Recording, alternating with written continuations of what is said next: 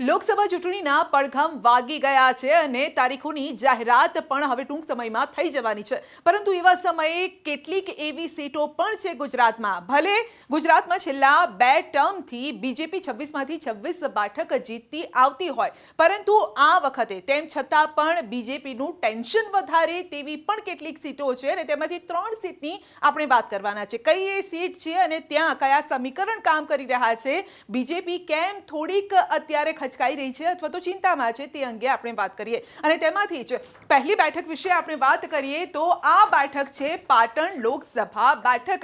લોકસભા ચૂંટણી 2024 માટે ભલે તમામ પક્ષો તૈયારી કરી રહ્યા છે તેવી વાતો કરતા હોય, પરંતુ આ બેઠક બીજેપીનું ટેન્શન એટલા માટે વધારી રહી છે. ભલે તેમણે તેમના ઉમેદવાર જાહેર કરી દીધા હોય, ભરતસિંહ ડાભી બીજેપી તરફથી ઉમેદવાર છે, જ્યારે કે કોંગ્રેસે હજુ જાહેરાત નથી કરી. આ ચહેરો કયો હશે તેને લઈને કોંગ્રેસ પણ અત્યારે અવઢવમાં છે. તેમની પાસે પણ ઘણા બધા નામો છે, પરંતુ આ વચ્ચે એક ફેક્ટર એવું છે જે બીજેપીની ચિંતા વધારી રહ્યું છે. ભલે તેમણે ઉમેદવારની જાહેરાત કરી દીધી છે એટલા માટે, કારણ કે આ આંકડા આપ જોઈ લો. 2022 હમણાં થોડા સમય પહેલા જ આપણે વિધાનસભા ચૂંટણી પણ ગુજરાતમાં જોઈ છે. 2022ની વિધાનસભા જે ચૂંટણી હતી તેમાં કોને કેટલા મત મળ્યા હતા. આ પ્લસ એટલા માટે, હું મતની વાત કરું એ પહેલા આ પ્લસ એટલા માટે છે કારણ કે કોંગ્રેસ અને આમ આદમી પાર્ટીનું ગઠબંધન ગુજરાતમાં છે. એટલે લોકસભા ચૂંટણીમાં જ્યાં પણ કોંગ્રેસના ઉમેદવારો છે અને જ્યાં આમ આદમી પાર્ટીનો થોડો ઘણો જે થોડા ઘણા પર્સન્ટેજમાં તેમના વોટર્સ છે તે કોંગ્રેસને સપોર્ટ કરશે, તે પ્રકારનું ગઠબંધન થયેલું છે. એટલા માટે અહીંયા પ્લસ છે. હવે આપણે જણાવીએ કે 2022ની જે વિધાનસભા ચૂંટણી છે તેમાં બીજેપીને કેટલા મત મળ્યા હતા તો 6,03,665 મત મળ્યા હતા, જ્યારે કે સામે કોંગ્રેસ પ્લસ એટલે કે આમાં કોંગ્રેસના પણ આવી ગયા અને સાથે આમ આદમી પાર્ટીનો જે વોટર્સ છે ત્યાં એ મત જેટલા પર્સન્ટેજ છે એને જો સરવાળો આપણે કરીએ તો 6,34,483 મત થાય છે. હવે તમે સરખામણી કરો કે કેટલા મત અહીંયા વધારે છે તો 30,828 મતથી કોંગ્રેસ ગઠબંધન અહીંયા આગળ છે. કઈ સીટ પર? પાટણ લોકસભા સીટ પર. અને એટલા માટે જ અહીંયા આપ જોશો તો બીજેપીનું ટેન્શન વધેલું છે. એટલા માટે કારણ કે અહીંયા સામનો કરવાનો છે કોંગ્રેસ અને આમ આદમી પાર્ટી ગઠબંધનની સામે જે વધારે મત લઈ ગઈ છે.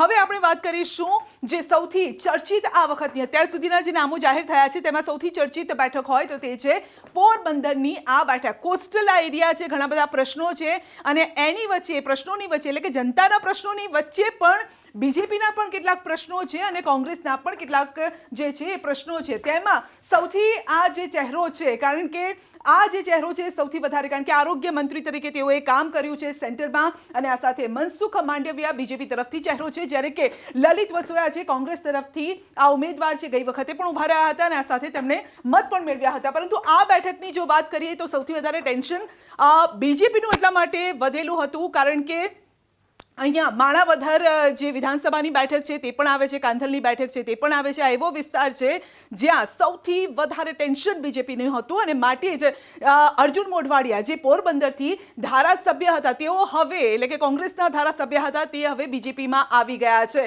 હવે જો બીજેપીમાં આવી જાય તો તેમના વોટર્સ પણ તેમને સાથ આપે અને એટલા માટે જ માણાવદર બેઠક પર પણ તેઓએ ઓપરેશન કરવું પડ્યું. જે લાડાણી છે તેઓ પણ બીજેપીમાં આવી ગયા છે. પહેલા જવાહર ચાવડા હતો, જો કે જવાહર ચાવડા પણ કોંગ્રેસમાંથી જ બીજેપીમાં આવ્યા હતા, પરંતુ લાડાણી કોંગ્રેસમાંથી ગઈ વખતે જીત્યા અને તેઓ હવે આવી ગયા છે બીજેપીમાં. માટે જો વોટની વાત કરીએ અથવા તો જે સંખ્યાની વાત કરીએ તો 2022ની વિધાનસભા ચૂંટણીમાં કોને કેટલા મત મળ્યા હતા? બીજેપીને મળ્યા હતા 4,83,909 અને અહીંયા કોંગ્રેસ પ્લસને મળ્યા હતા 5,43,203. એટલે કેટલા મત વધારે છે કોંગ્રેસ ગઠબંધનની એ પણ જોઈ લો, 59,294. એટલે લગભગ 60,000ની આસપાસ જે આ મત છે તેમાં અહીંયા આ વખતે ખોટ ના ખવાય તેને લઈને જ ઓપરેશન કરવું પડ્યું છે અને આ ચિંતા હળવી કરવાના આ પ્રયત્નો છે. આ વાત થઈ પોરબંદર લોકસભાની. ને હવે વાત કરીશું જૂનાગઢની. તો સૌરાષ્ટ્રની આ જે બેઠક છે તેની પણ વાત કરીએ. જો કે જૂનાગઢની આ બેઠક પર બંને પાર્ટીઓએ ઉમેદવાર જાહેર નથી કર્યા.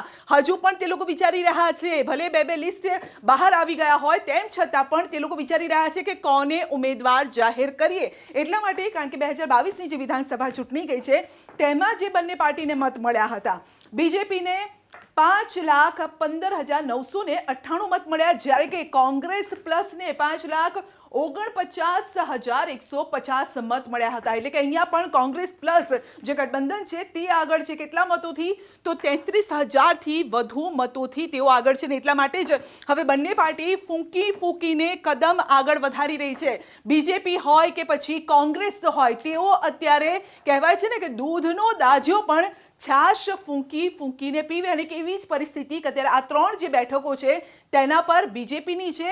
જ્યાં કોંગ્રેસે પણ ઉમેદવાર જાહેર નથી કર્યા, ત્યાં કોંગ્રેસની પણ આ જ પરિસ્થિતિ છે કે જો એવો ઉમેદવાર આપીએ, એવો ચહેરો આપીએ જે આપણને મતમાં પણ એટલે કે વોટમાં તેમના જે કાર્યકરો છે તે પરિવર્તિત થાય. જોવાનું રહેશે કે આ ત્રણ બેઠક પર 2024ની લોકસભા જે ચૂંટણી છે તેમાં કેવા પરિણામો આવે છે, આ સંખ્યામાં કેટલો ઉલટફેર થાય છે.